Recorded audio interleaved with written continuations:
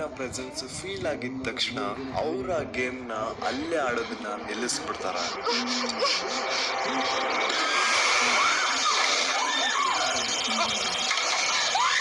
And ಯಾವ spirit ಜೊತೆ ಅವರು ಕಮ್ಯುನಿಕೇಟ್ ಮಾಡ್ತಾ ಇದ್ರೋ ಆ ಸ್ಪಿರಿಟ್ ತನ್ನ ಲೋಕಕ್ಕೆ ವಾಪಸ್ ಹೋಗದೆ ಅಲ್ಲೇ ಉಳ್ಕೊಂಡ್ಬಿಡುತ್ತೆ. ಸೊ ಇದೇ ಒಂದು ಸೇಮ್ ವಿಷಯ ಒಂದು ಫ್ಯಾಮಿಲಿ ಜೊತೆ ನಡೆಯುತ್ತೆ. ಸ್ಮೋಕ್ ಪಪ್ಪಿ ಅಂತ ಒಂದು ಟಿಕ್ ಟಾಕ್ ಅಕೌಂಟ್. ಸೊ ಇವರ ಫ್ಯಾಮಿಲಿಲಿ ಟೋಟಲ್ 4 ಜನ ಇರ್ತಾರ.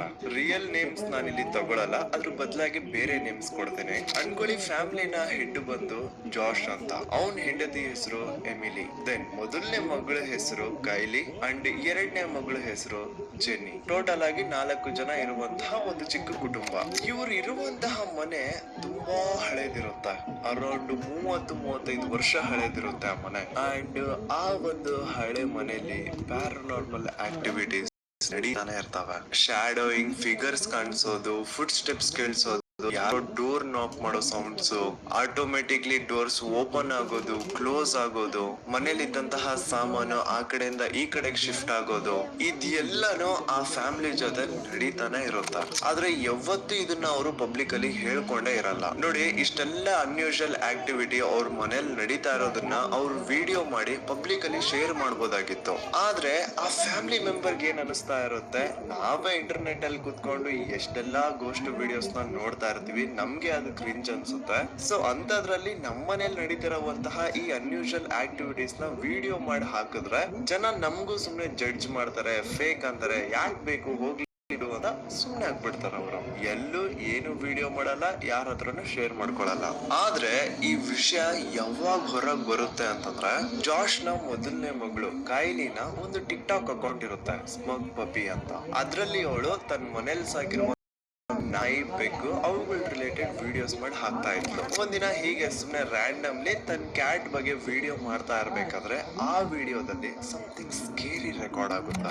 ನೋಡಿ, ಅರೌಂಡ್ 1997 ಇಂದಾನೆ ಅವ್ರ ಮನೆಯಲ್ಲಿ ಪ್ಯಾರಾನಾರ್ಮಲ್ ಆಕ್ಟಿವಿಟೀಸ್ ನಡೀತಾನೆ ಇದ್ದಾವೆ. ಮನೆಯಲ್ಲಿ ಇದ್ದಂತಹ ಫ್ಯಾಮಿಲಿ ಮೆಂಬರ್ಸ್ಗೆ ಇದ್ದಂತಹ ಧೈರ್ಯ ಏನು ಅಂದ್ರೆ, ಆ ಡಿಮಾನಿಕ್ ಸ್ಪಿರಿಟ್ಸ್, ಆ ಎಂಟಿಟಿ ಯಾವತ್ತೂ ನಮ್ಗೇನು ತೊಂದರೆ ಕೊಟ್ಟಿಲ್ಲ. ವಿನೋ ಫುಟ್ ಸ್ಟೆಪ್ಸ್ ಕೇಳಿಸ್ತಾ ಇರಬಹುದು, ಡೋರ್ಸ್ ಕ್ಲೋಸ್ ಓಪನ್ ಆಗ್ತಾ ಇರಬಹುದು, ಯಾರೋ ಇದಾರೆ ಅಂತ ಪ್ರೆಸೆನ್ಸ್ ಫೀಲ್ ಆಗುತ್ತೆ ಹೊರತು ಆ ಡಿಮಾನಿಕ್ ಸ್ಪಿರಿಟ್ಸ್ ನಮ್ಗೆ ಅವತ್ತೇನು ತೊಂದರೆ ಕೊಟ್ಟಿಲ್ಲ, ನಾವು ಅದಕ್ಕೇನು ತೊಂದರೆ ಕೊಟ್ಟಿಲ್ಲ. ಸೊ ಇಬ್ರು ಅಂಡರ್ಸ್ಟ್ಯಾಂಡಿಂಗ್ ಅಲ್ಲಿ ಚೆನ್ನಾಗಿದ್ದೀವಿ ಅಂತ ಧೈರ್ಯದಲ್ಲಿ ಇರ್ತಾರೆ. 30th August 2022 ಅವತ್ತಿನ ದಿನ ಕೈಲಿ ರೆಕಾರ್ಡ್ ಮಾಡಿದಂತಹ ವಿಡಿಯೋದಲ್ಲಿ ವೆರಿ ಸ್ಕೇರಿ ಇನ್ಸಿಡೆಂಟ್ ರೆಕಾರ್ಡ್ ಆಗುತ್ತೆ. ಆ ವಿಡಿಯೋ ಏನು ಇಂಟೆನ್ಷನಲಿ ರೆಕಾರ್ಡ್ ಮಾಡಿದ್ದಲ್ಲ, ಕಂಪ್ಲೀಟ್ ಅನ್ಇಂಟೆನ್ಷನಲಿ ರೆಕಾರ್ಡ್ ಆಗಿದ್ದಂಥದ್ದು ವಿಡಿಯೋ ಅದು. ನಾನು ಆಗ್ಲೇ ಹೇಳ್ದಂತೆ ಕೈಲಿ ಬರೀ ತನ್ನ ಪೆಟ್ಸ್ ರಿಲೇಟೆಡ್ ವಿಡಿಯೋಸ್ ಮಾಡಿ ಹಾಕ್ತಾ ಇದ್ದಿತ್ತು. ಸೊ ಅವತ್ತಿನ ದಿನಾನು ತನ್ನ ಕ್ಯಾಟ್ ಬಗ್ಗೆ ವಿಡಿಯೋ ರೆಕಾರ್ಡ್ ಮಾಡ್ತಾ ಇರ್ಬೇಕಾದ್ರೆ ರ್ಯಾಂಡಮ್ಲಿ ಆ ಇನ್ಸಿಡೆಂಟ್ ರೆಕಾರ್ಡ್ ಆಗೋದು. ಅಂಡ್ ಅವಾಗಿಂದ ಹೇಳ್ತಾನೆ ಇದೀನಿ ವಿಡಿಯೋ ಬಗ್ಗೆ. ಸೊ ಆ ವಿಡಿಯೋ ಏನು ಅಂತ ನೀವೇ ನೋಡಿ.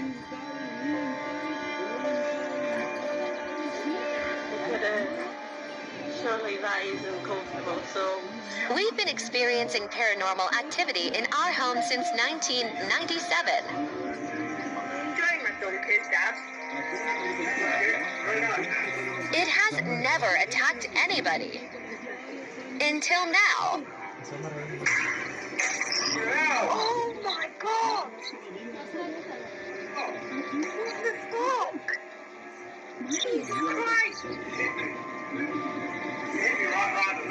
I can't believe I've just caught that on camera.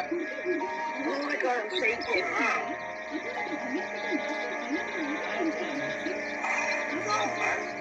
Are you okay? No, not really.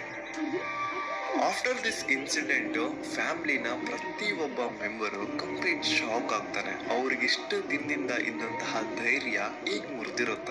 ಯಾವುದೋ ಒಂದು ಅನ್ನೋನ್ ಎಂಟಿಟಿ ಜಾಶ್ಗೆ ಎಷ್ಟು ಜೋರ ಕಪಾಳಕ್ಕೆ ಹೊಡೀತು ಅಂತ ನೀವೇ ನೋಡಿದ್ರೆ. ಸೊ ಈ ಒಂದು ವಿಡಿಯೋ ಟಿಕ್ ಟಾಕ್ ಅಲ್ಲಿ ಅಪ್ಲೋಡ್ ಆದಾಗ ಜನರ ಮಿಕ್ಸ್ಡ್ ಒಪಿನಿಯನ್ಸ್ ಬರ್ತಾ ಇರುತ್ತೆ. ಕೆಲವೊಬ್ರು ಇದನ್ನ ರಿಯಲ್ ಅಂತ ನಂಬ್ತಾ ಇದ್ರೆ, ಇನ್ನು ಕೆಲವೊಬ್ರು ಇದೆಲ್ಲ ಕಂಪ್ಲೀಟ್ ಫೇಕ್ ಅಂತ ಕಮೆಂಟ್ ಮಾಡ್ತಾ ಇರ್ತಾರೆ. ಇದು ಉತ್ತರ ಕೊಡ್ಬೇಕು, ಆ ವಿಡಿಯೋ ಫೇಕ್ ಅಲ್ಲ ಅಂತ ಪ್ರೂವ್ ಮಾಡ್ಲಿಕ್ಕೆ ಜಾಶ್ ಫಾಲೋಯಿಂಗ್ ವಿಡಿಯೋ ಒಂದು ಅಪ್ಲೋಡ್ ಮಾಡ್ತಾನೆ. ಆ ವಿಡಿಯೋದಲ್ಲಿ ಅವ್ನು ಹೇಳೋದು, ನಮ್ಮ ಮನೇಲಿ ಸುಮಾರು ವರ್ಷಗಳಿಂದ ಪ್ಯಾರಾನಾರ್ಮಲ್ ಆಕ್ಟಿವಿಟೀಸ್ ನಡೀತಾ ಇದಾವೆ, ಆದ್ರೆ ನಾವ್ ಇದನ್ನ ಯಾವತ್ತೂ ತೋರ್ಸ್ಕೊಂಡಿರ್ಲಿಲ್ಲ.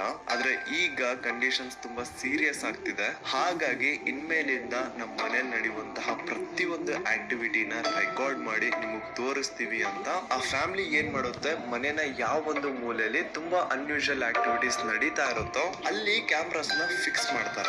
ಅವ್ರೇನ್ ಹೊಸದಾಗಿ ಕ್ಯಾಮ್ರಾಸ್ ನ ಪರ್ಚೇಸ್ ಮಾಡಿ ತರ್ಲಿಲ್ಲ, ಅವ್ರ ಹತ್ರ ಯೂಸ್ ಮಾಡದೇ ಇರುವಂತಹ ಐಪ್ಯಾಡ್ಸ್, ಫೋನ್, ಗೋಪ್ರೋ ಅದನ್ನೆಲ್ಲ ಇನ್ಸ್ಟಾಲ್ ಮಾಡಿ ಅದ್ರಲ್ಲಿ ರೆಕಾರ್ಡ್ ಮಾಡ್ತಿರ್ತಾರ. ಈಗ ಆ ಕ್ಯಾಮ್ರಾಸ್ ಅಲ್ಲಿ ಏನೇನೆಲ್ಲ ರೆಕಾರ್ಡ್ ಆಗುತ್ತೆ ಅಂತಂದ್ರೆ ಆ ಎಲ್ಲಾ ವಿಡಿಯೋಸ್ ನ ನೋಡಿದ್ಮೇಲೆ ದೆವ್ವ, ಆತ್ಮ ಇವುಗಳ ಮೇಲೆ ನಂಬಿಕೆ ಇಲ್ದೇ ಇರೋರು ಸಹ ಆ ವಿಡಿಯೋಸ್ ನ ನೋಡಿದ್ಮೇಲೆ ನಂಬಲಿಕ್ಕೆ ಸ್ಟಾರ್ಟ್ ಮಾಡ್ತಾರ. ಆ ಕ್ಯಾಮ್ರಾಸ್ ಅಲ್ಲಿ ರೆಕಾರ್ಡ್ ಆದಂತಹ ವಿಡಿಯೋಸ್ ನ ಒನ್ ಬೈ ಒನ್ ತೋರಿಸ್ತಾ ಹೋಗ್ತೀನಿ. ಸೊ ಮೊದಲನೇ ಇನ್ಸಿಡೆಂಟ್ ಬಂದು ಜಾಶ್ ತನ್ನ ಕಂಪ್ಯೂಟರ್ ಟೇಬಲ್ ಹತ್ರ ಕುತ್ಕೊಂಡು ತನ್ನ ಪಾಡು ತನ್ನ ಕೆಲಸ ಮಾಡ್ಕೊಂತ ಇರ್ಬೇಕಾದ್ರೆ ಲೆಫ್ಟ್ ಸೈಡ್ ಅಲ್ಲಿ ಇರುವಂತಹ ರೂಮ್ ಇಂದ ಅವನಿಗೆ ಅನ್ಯೂಶುವಲ್ ಸೌಂಡ್ಸ್ ಕೇಳಿಸುತ್ತೆ. ಆಗ ಅವನ್ಗೆ ಕ್ವಿಕ್ಲಿ ರಿಯಲೈಸ್ ಆಗುತ್ತೆ ಆ ಅನ್ಯೂಶುವಲ್ ಸೌಂಡ್ ಏನ್ ಬರ್ತಿದೆ ಇದು ಆ ಎಂಟಿಟಿನೇ ಮಾಡ್ತಾ ಇರೋದು. ಹಾಗಾಗಿ ಅವ್ನು ಇಮಿಡಿಯೇಟ್ಲಿ ತನ್ನ ಮಗಳನ್ನ ಕರೀತಾನೆ. ಅದಾದ್ಮೇಲೆ ತನ್ನ ಫೋನ್ ಅಲ್ಲಿ ಕೂಡ ವಿಡಿಯೋ ರೆಕಾರ್ಡಿಂಗ್ ನ ಆನ್ ಮಾಡ್ತಾನೆ ಅಂಡ್ ತನ್ನ ಮಗಳ ಫೋನ್ ಅಲ್ಲಿ ಕೂಡ ವಿಡಿಯೋ ರೆಕಾರ್ಡಿಂಗ್ ನ ಆನ್ ಮಾಡ್ತಾನೆ. ಈಗ ಒಂದು ಕಡೆ ಅವನು ಆ ರೂಮ್ ನ ತೋರಿಸ್ತಾ ಇದ್ರೆ ಇನ್ನೊಂದು ಕಡೆ ತನ್ನ ಮಗಳು ಇವ್ರನ್ನ ತೋರಿಸ್ತಾ ಇರ್ತಾಳೆ. ಸೊ ದಟ್ ಫೇಕ್ ಅಂತ ಹೇಳೋರ್ಗೆ ಬಾಯಿ ಮುಚ್ಚಿದಂಗ ಆಗುತ್ತೆ ಅದು. ಈಗ ಆ ವಿಡಿಯೋದಲ್ಲಿ ರೆಕಾರ್ಡ್ ಆಗಿದ್ದು ಏನು, ಆ ಇನ್ಸಿಡೆಂಟ್ ಯಾಕೆ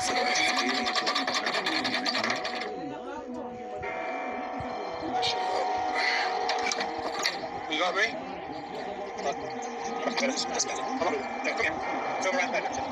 That's all. Come in.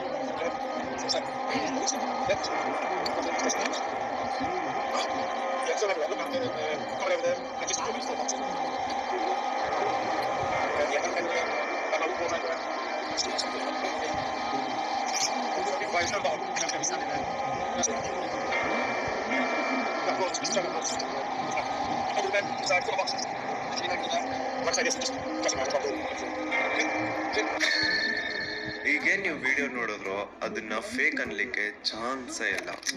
Two different angles ಇಂದ ವಿಡಿಯೋ ರೆಕಾರ್ಡ್ ಮಾಡಿದ್ದಾರೆ. ಇನ್ ಕೇಸ್ ಒಂದು ಕ್ಯಾಮ್ರಾದಲ್ಲಿ ಏನಾದ್ರು ಮಿಸ್ ಆಯ್ತು ಅಂದ್ರೂ ಇನ್ನೊಂದು ಕ್ಯಾಮ್ರಾದಲ್ಲಿ ಆದ್ರೂ ಅದು ರೆಕಾರ್ಡ್ ಆಗ್ತಾ ಇತ್ತ. ಆದ್ರೆ ರೂಮ್ ಒಳಗಡೆ ಅಪ್ಪ ಮಗಳು ಇಬ್ರು ಹೋಗಿ ಚೆಕ್ ಮಾಡಿದಾಗ ಅಲ್ಲಿ ಯಾರು ಇರ್ಲಿಲ್ಲ. ಹಾಗಿದ್ದಾಗ ಆ ಸೌಂಡ್ಸ್ ಯಾರು ಮಾಡಿದ್ರು, ಆ ಸೌಂಡ್ಸ್ ಎಲ್ಲಿಂದ ಬಂತು? ಈಗ ನೋಡಿದಂತಹ ವಿಡಿಯೋ ನೀವು ಜಸ್ಟ್ 5% ಅಷ್ಟೇ. ಇದಕ್ಕೂ ಸ್ಕೇರಿ ಇನ್ಸಿಡೆಂಟ್ ಆ ಮನೆಯಲ್ಲಿ ನಡೆದಿದೆ ಅಂಡ್ ಎಲ್ಲದನ್ನು ಫಾರ್ಚುನೇಟ್ಲಿ ರೆಕಾರ್ಡ್ ಸಹ ಆಗಿದೆ. ಈಗ ಈ ಇನ್ಸಿಡೆಂಟ್ ಆಗಿದ್ದು ಒಂದು ಸ್ವಲ್ಪ ದಿನಗಳ ನಂತರ ಇನ್ನೊಂದು ವಿಡಿಯೋ ಆಚೆ ಬರುತ್ತೆ ಈ ಒಂದು ಟಿಕ್ ಟಾಕ್ ಅಕೌಂಟ್ ಇಂದ. ಅಂಡ್ ಲಿಟ್ರಲಿ ಆ ಒಂದು ವಿಡಿಯೋನ ನೋಡಾದ್ಮೇಲೆ ನಮ್ಮ ಮನೆಯಲ್ಲಿ ನಾನು ಒಬ್ಬನೇ ಕುತ್ಕೊಂಡು ನನ್ನ ಎಡಿಟಿಂಗ್ ವರ್ಕ್ಸ್ ಮಾಡೋದಕ್ಕೂ ನನಗೆ ಭಯ ಆಗ್ತದೆ. ವಿಡಿಯೋದಲ್ಲಿ ಏನಾಗುತ್ತೆ ಅಂತಂದ್ರೆ ಕೈಲಿನ ಬಾಯ್ ಫ್ರೆಂಡ್ ಅವಳ ಮನೆಗೆ ಬಂದಿರ್ತಾನೆ ಅಂಡ್ ಅವನು ಜಾಶ್ ನ ಕಂಪ್ಯೂಟರ್ ಮುಂದೆ ಕುತ್ಕೊಂಡು ಏನೋ ಕೆಲಸ ಮಾಡ್ಕೊಂಡಿರ್ತಾನೆ. ಅಂಡ್ ಆ ಚೇರ್ ಕೂಡ ಸೇಮ್ ನನ್ನ ಹತ್ರ ಇರುವಂತಹ ಇದೇ ರೀತಿ ಒಂದು ಗೇಮಿಂಗ್ ಚೇರ್ ಇರುತ್ತೆ. ಆ ಒಂದು ಚೇರ್ ಮೇಲೆ ಕುತ್ಕೊಂಡು ಅವನ್ ಪಾಡಿಗೆ ಅವನ ಸಿಸ್ಟಮ್ ಅಲ್ಲಿ ಏನೋ ನೋಡ್ತಾ ಇರ್ಬೇಕಾದ್ರೆ ಅವನ್ ಜೊತೆ ಸಖತ್ ಸ್ಕೇರಿ ಇನ್ಸಿಡೆಂಟ್ ನಡೆಯುತ್ತೆ.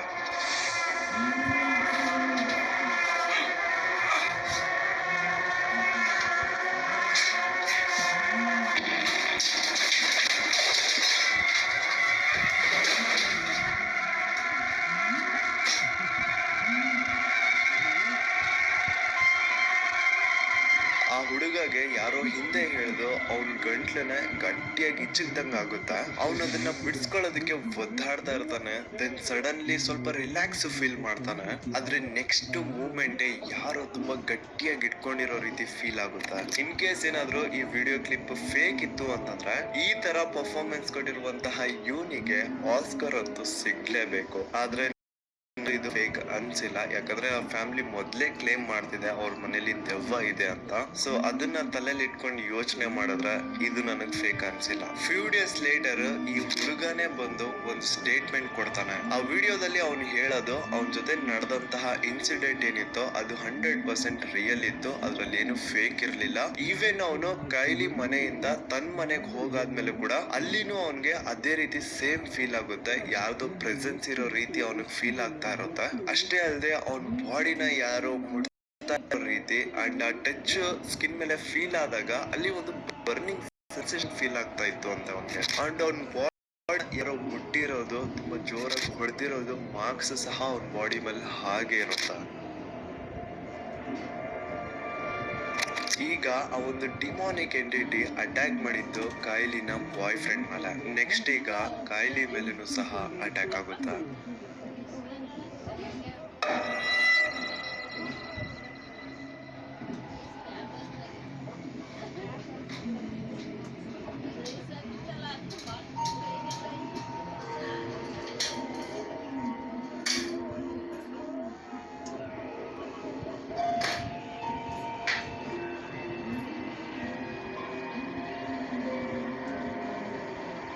Okay, so that door's just slammed. I am not fucking opening that. Guys, I'm alone. I'm not doing it. Oh no. Oh shit!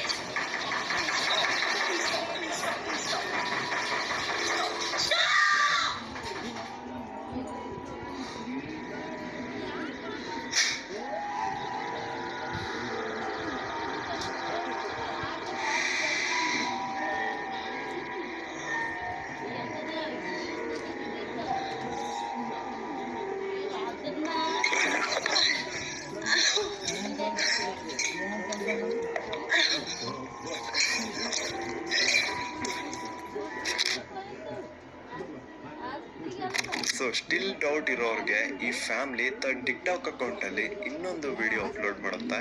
ಆ ಒಂದು ವಿಡಿಯೋದಲ್ಲಿ ಒಂದು ಸ್ಮಾಲ್ ಬಾಕ್ಸ್ ಗಾಳಿಲಿ ತೇಲ್ತಾ ಇರುತ್ತೆ ವಿತ್ ನೋ ಸಪೋರ್ಟ್.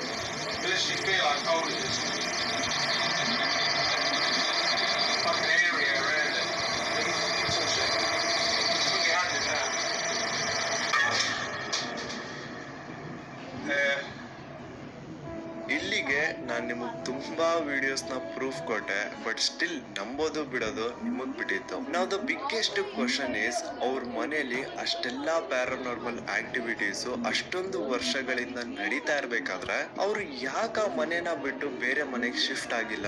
ಯಾಕೆ ಸುಮ್ನೆ ಆ ಮನೇಲಿ ಇದ್ದು ಅಷ್ಟೆಲ್ಲ ತೊಂದರೆ ಅನುಭವಿಸ್ತಾ ಇದಾರೆ? ಈ ಒಂದು ಪ್ರಶ್ನೆಗೆ ಜಾಶ್ ಒಂದು ವಿಡಿಯೋದಲ್ಲಿ ಆನ್ಸರ್ ಕೊಡ್ತಾನೆ. ಹಿ ಸೇಸ್ ಅವನ್ ಕಾಲು ಡಿಸೇಬಲ್ ಆಗಿದೆ, ಹಾಗಾಗಿ ಅವನೇನ್ ಕೆಲಸ ಮಾಡಲ್ಲ ಅಂಡ್ ಸ್ವಂತ ಮನೆನ ಬಿಟ್ಟು ಬೇರೆ ಒಂದು ಮನೆನ ಅಫೋರ್ಡ್ ಮಾಡುವಷ್ಟು ದುಡ್ಡು ಸಹ ಅವ್ರ ಹತ್ರ ಇರಲ್ಲ. ಅವ್ರು ಸುಮಾರು 30 ವರ್ಷದಿಂದ ಆ ಮನೆಯಲ್ಲಿದ್ದು ಆ ಪ್ಯಾರಾನಾರ್ಮಲ್ ಆಕ್ಟಿವಿಟೀಸ್ ನ ಡೈಲಿ ನೋಡ್ತಾ ಇದ್ರೆ ಅವ್ರಿಗದು ಅಭ್ಯಾಸ ಆಗೋಗ್ಬಿಟ್ಟಿರುತ್ತೆ. ಕೆಲವೊಮ್ಮೆ ಅವರ ಸ್ಪಿರಿಟ್ ಜೊತೆ ಕಮ್ಯುನಿಕೇಟ್ ಮಾಡ್ಲಿಕ್ಕೂ ಸಹ ಟ್ರೈ ಮಾಡ್ತಾರೆ, ಅದನ್ನು ಊಜಿ ಬೋರ್ಡ್ ನ ಮೂಲಕ.